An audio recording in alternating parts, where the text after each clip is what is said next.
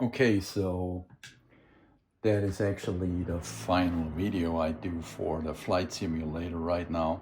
I have this amazing VelocityOne flight stick, and I want to show you something. It's inverted, which means if I pull up, which you usually would do to pull the plane up, it actually goes down, and if I put it down, it actually goes up.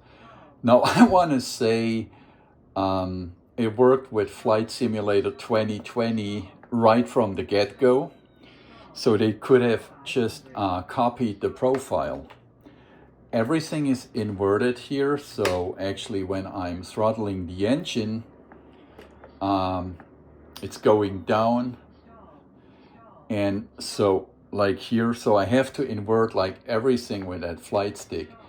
That is just such a shame how they could screw it up beside all the other problems. What I'm also want to point out, now you could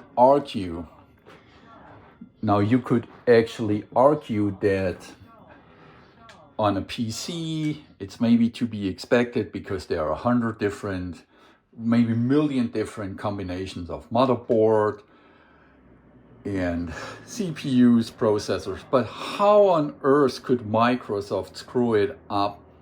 I play it on the Xbox, which is a Microsoft product. I play Flight Simulator 2024, which is a Microsoft product. So it's the same ecosystem like you could say like with Apple, right? So how can they actually really screw it up? It's their complete ecosystem. There is no one else to blame. I actually bought that flight stick in anticipation of the Flight Simulator 2024. It works fine with a 2020, but it's completely everything inverted with the Flight Simulator 2024. And as I said, they just could have copied the settings for that flight stick over to Flight Simulator 2024. And I've actually read that a lot of users actually have the same problem, not just with that flight stick, with a lot of other flight sticks as well. I have to say it's a total mess. I'm pretty sure Microsoft is going to fix this down the road, but here is my thought on that, on patches. I'm not talking updates, I'm talking on patches.